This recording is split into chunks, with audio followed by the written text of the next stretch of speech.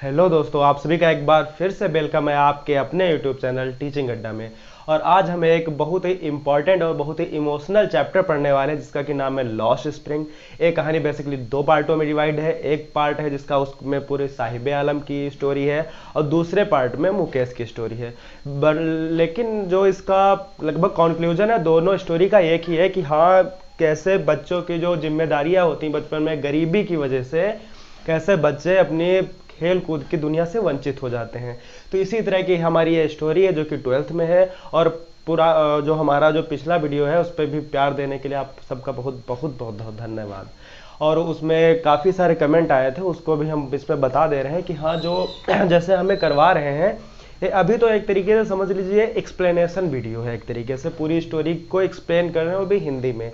और ऐसा नहीं कि हाँ सिर्फ एक्सप्लेनेशन वीडियो है, ऐसी समरी लिखी है, ऐसी पॉइंट लिखे हैं इसके कि इतने में ही लगभग आपके सारे question answer, long question answer, short type, long type सारे ही फंस जाएंगे।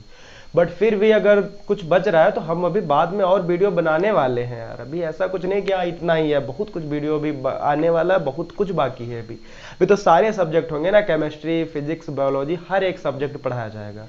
तो तब तक इस ए वाला चैप्टर शुरू करते हैं जिसका नाम है लॉस्ट स्प्रिंग। और हम इसमें पहले पढ़ने वाले हैं साहिब आलम वाला पार्ट जो कि फर्स्ट पार्ट है। चलिए देखते हैं कैसे है। तो ये हमारी अनीस जंग जो राइटर है उन्होंने लिखा है। और हाँ, एक बात और है, यहाँ पे थोड़ा थोड़ा लाइट का मार कार होगा तो उसको प्लीज़ इग्नोर करिएगा। उसके इधर उधर सारे लिख दिया है, उसको प्लीज़ इग्नोर करिएगा। चलो आगे बढ़ते हैं। देखिए, सो हमारी स्टोरी यहाँ से चालू होती है। The writer Anees Jung highlights the plight of deprived childrens of Seemapuri. जो हमारी राइटर अनीस जंग जी हैं वो हाईलाइट करती हैं जो हमारे बच्चे हैं वो जो अपने खेल कूद की दुनिया से वंचित हो जाते हैं, सीमापुरी में के बच्चों के बारे में अनीस जंग जी हाईलाइट कर रही हैं यहाँ पे। It is a place which is not looked after, no sewage, drainage और रनिंग वाटर। एक ऐसी जगह है ये जहाँ पे काफ़ी दिनों से कोई देखभाल नहीं की जा रही है पानी का, ना तो कोई ढंग से पूरा मैनेजमेंट है, ना तो कुछ, मतलब काफ़ी पिछड़ी हुई जगह एक तरीके से वहाँ के बारे में बता रही है यहाँ पे हमारी राइटर। सर्वाइवल इन सीमापुरी मीन्स रैग पिकिंग। और जो सीमापुरी में जो सर्वाइवल मतलब जिंदगी जीने की, जो एक तरीके से मान लीजिए वो कूड़ा करकट बीनने वालों को ही लगभग, वो कूड़ा करकट बीनना ही उन्होंने अपनी जिंदगी मान ली है एक तरीके से, समझ लीजिए इतना पिछड़ा गांव है एक तरीके से। Garbage to them is gold, समझ सकते हैं, इनके लिए जो कूड़ा है वो सोने के समान है, इतनी ज्यादा गरीबी है वहां पे। Here gold means a 1 rupee coin, a 10 rupee note और अ पेयर टॉन शूज। यहाँ पे सोने का मतलब कूड़े का मतलब तो सोना है, और जो रियल सोना है उसका मतलब है 1 रुपया या 10 रुपए का नोट या कोई फटे पुराने जूते। The writer meets with a rag picking boy Sahib Alam. और उसके बाद जो हमारी राइटर है वो एक कूड़ा बीनने वाले लड़के से मिलती है जिसका नाम है Sahib Alam, who migrated from Bangladesh and lives in Seemapuri. जो कि हमारे बांग्लादेश से आया हुआ है और सीमापुरी में रह रहा है। बांग्लादेश से आया हुआ है और सीमापुरी में रह रहा है, जिसके बारे में बता रही है राइटर हमारी। Bangladesh and lives in Seemapuri. They could hardly manage some food from for survival. वहां पे जो कुछ अपने दैनिक जीवन के लिए खाने का इंतजाम करना भी बहुत ज्यादा हार्ड है, बहुत ज्यादा ही, समझ लीजिए आप किस कंडीशन से गुजर रहे हैं वहां के लोग। The writer finds Sahib walking barefoot. और जो राइटर देखते कि जो साहिब नाम का जो लड़का है ये नंगे पांव चल रहा था। The general explanation is that it is not a lack of money, it is not a lack of money. वहां के जो जनरल एक्सप्लेनेशन थी वहां पे जो लोग कह रहे थे, मतलब अपनी सेल्फ रिस्पेक्ट को थोड़ा सा भी गिराना नहीं चाह रहे थे। वहां पे कह रहे थे कि ये जो हम लोग नंगे पांव चल रहे हैं, ऐसा नहीं कि हमारे पास पैसा नहीं है, बस ऐसा है कि हाँ ये हमारा ट्रेडिशन है एक तरीके से। That is not lack of money but a tradition, ये हमारा ट्रेडिशन ही है नंगे पांव चलना। However she is not sure, but ऐसे कोई मान कैसे सकता है कि ट्रेडिशन कैसे हो सकता है किसी का नंगे पांव चलना, तो वो भी नहीं मान रही थी जो हमारी राइटर थी। One day Saheb holding a steel canister going towards milk booth. एक दिन जो साहब था उसने एक स्टील का कैनिस्टर पकड़े हुए था हाथ में और मिल्क बूथ की तरफ जा रहा था, दूध की एक तरीके से समझ लीजिए दुकान की तरफ जा रहा था। he tells that he got a job at a tea stall. उसने बताया, जब लेखक ने उससे पूछा, राइटर ने हमारी उससे पूछा कि हाँ कहाँ जा रहे हो आखिर, तुम उस दिन बता रहे थे कि हमारा ट्रेडिशन है ये सब, कहाँ जा रहे हो आखिर में, तो उसने बताया कि हमारी एक टी स्टॉल पे जॉब लग गई है for 800 rupees and all the meals, 800 रुपये और पूरा भरपेट 2 टाइम 3 टाइम का जो कुछ खाना होता है उस पर हमारी जॉब लग गई है एक टी स्टॉल पे. The writer noticed that he has lost the freedom of being his own master. तब राइटर ने पाया कि हाँ देखो अभी कितना छोटा बच्चा है, इसने अपना पूरा फ्रीडम खो दिया है, एक अपनी पूरी स्वतंत्रता जो है खो दी है. तो इस तरह हमने पार्ट 1 देख लिया कि जो ये जैसा है पूरा इसमें समरी लिखी हुई है और इससे सारे लॉन्ग आंसर, शॉर्ट आंसर सब कुछ बन जाएगा. जो बच रहा है वो हम आगे करवाने वाले हैं भी. ये थोड़े ऐसे छोटे मोटे वीडियो है एक्सप्लेनेशन के लिए, बाकी बहुत कुछ करवाने वाले हैं भी. तो इसमें जो बच रहा है वो भी आगे करेंगे. अब इसका जो पार्ट 2 है, जो एक मुकेश की स्टोरी है, जो कुछ ऐसा होता है कि हाँ वो पूरा समझ लियो उसके परिवार में सब यही चूड़ी उड़ी बनाने का काम करते हैं, बट उसे मैकेनिक बनना हो. तो चलो देख ही लेते हैं, वो पूरी स्टोरी देखते हैं क्या है. तो चलिए उस स्टोरी पे. हाँ तो दोस्तों ये है हमारा पार्ट 2 जो कि मुकेश के बारे में. इसके बारे में आओ देख लेते हैं थोड़ा. This is the story of a boy named Mukesh. यह एक ऐसे लड़के की कहानी है, स्टोरी है जिसका कि नाम मुकेश है. Who lives in Firozabad which is famous for bangle making. वो फिरोजाबाद में रहता है जो कि किस लिए फेमस है, बैंगल मेकिंग के लिए फेमस है, मतलब चूड़ियां बनाने के लिए फेमस है. This profession is a hazardous one. Hazardous यहाँ पे वर्ड है जिसकी की मीनिंग होती है डेंजरस. वो ये वाला जो प्रोफेशन बहुत ही डेंजरस है. आप बोले तो यहाँ पे मैं लिख देता हूं डेंजरस. हाँ यहाँ पे जो हजार्डस मीन्स है वहां पे डेंजरस होता है. तो मतलब बेसिकली ये जो प्रोफेशन है बहुत ही डेंजरस होता है. क्यों डेंजरस होता है, क्योंकि यहाँ पे भट्टियों में काम करना पड़ता है, कांच से काम करना पड़ता है, इसीलिए. आगे देखते हैं. The workers have to work in furnaces which have extremely high temperatures. यहाँ के जो वर्कर हैं उनको फर्नेसेस मीन्स होता है भट्टी.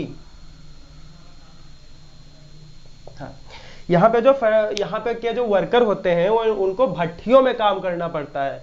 विच हैव एक्सट्रीमली हाई टेम्परेचर, जिनका कि टेम्परेचर बहुत ही ज्यादा हाई होता है. भट्टियों का टेम्परेचर वैसे ही हाई नहीं होगा तो भट्टी क्यों कहा जाएगा उसको. तो टेम्परेचर बहुत हाई होता है जहां इन वर्करों को काम करना पड़ता है. The cell are dingy without air और लाइट. वहां की जो सेल्स होती हैं वो बहुत ही गंदी होती हैं एक तरीके से. कांच की है, पहले बनने से पहले तो गंदी ही होती है ना.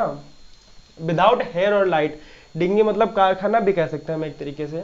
विदाउट एयर और लाइट, जहां पे ना तो प्रकाश आता है ना तो हवा आती है. ना तो मतलब उजाला है ना तो हवा है. तो आप समझ लीजिए भट्टियों में काम करना, साथ में हवा भी नहीं है, तो बहुत बड़ा चीज है ना.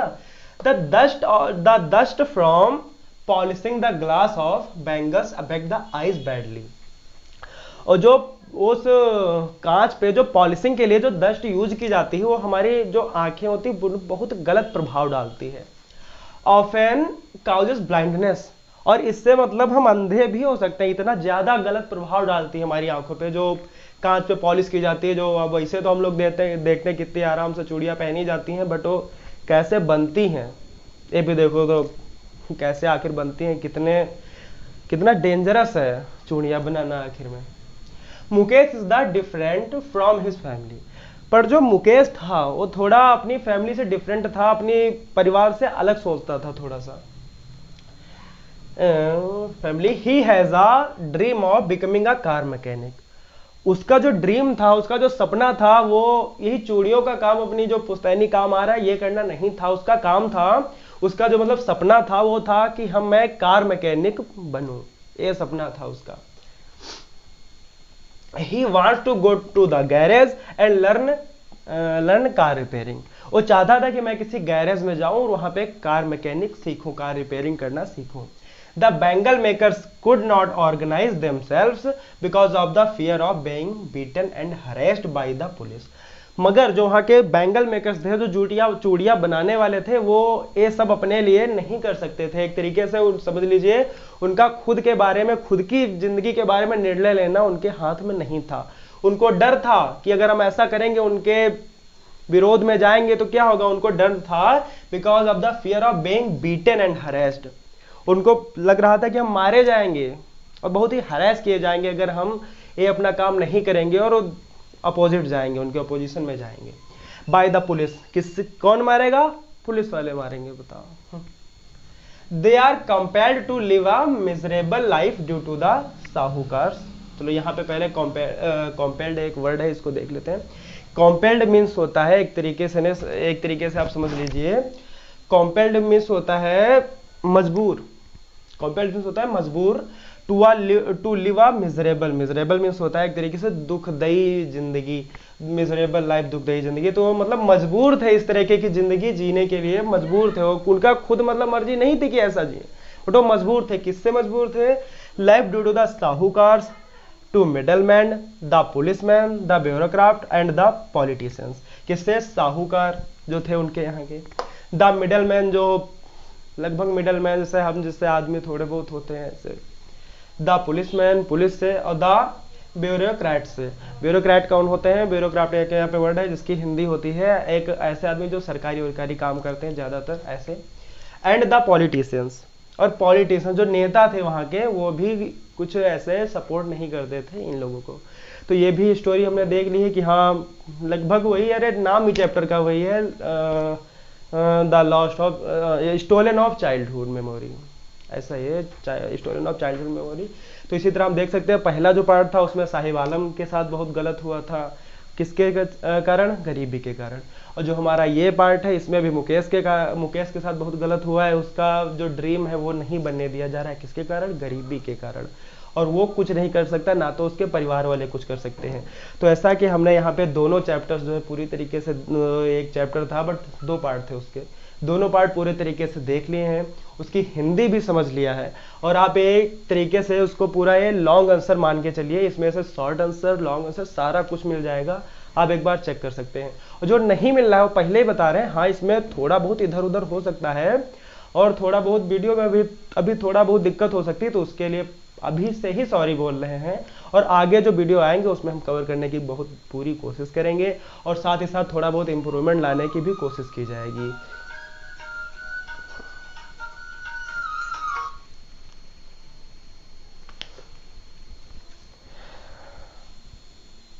सॉरी दोस्तों, थोड़ा कॉल आ गया था। तो कह रहा था कि मैं कि अगले जो वीडियोज़ आएंगे हमारे उसमें भी काफ़ी सारी इंप्रूवमेंट लाने की कोशिश की जाएगी। तब तक आप देखें, समरी है पूरे चैप्टर की, पूरी एक्सप्लेनेशन है, इसमें पूरी हिंदी बताई गई है और जितना कुछ इंपॉर्टेंट था वो पूरा दिया गया है यूपी बोर्ड मतलब एग्ज़ाम के पॉइंट ऑफ व्यू से। में कुछ रह रहा अगले भी करवाए जाएंगे। और हमारी अभी फिजिक्स केमिस्ट्री बायो सारी हिंदी सारी क्लासेस भी चलेंगी, तो तब तक आप चैनल को सब्सक्राइब कर लीजिए और वीडियो को तो लाइक करना बिल्कुल भी मत भूलिए। और कोई आप टॉपिक भी सजेस्ट करना चाहते हैं तो कमेंट बॉक्स आपके लिए खुला है, और करना चाहते नहीं करिए प्लीज़। अभी ज़रूरत है थोड़ा कि आप हमको भी पहले तो समझना है कि हम क्या देना है, क्या प्रोवाइड करना है। तो आप जो कुछ हो सकता है आप कमेंट ज़रूर करिए, अपनी राय ज़रूर दीजिए। तो मिलते हैं किसी और वीडियो में। Thanks for watching video.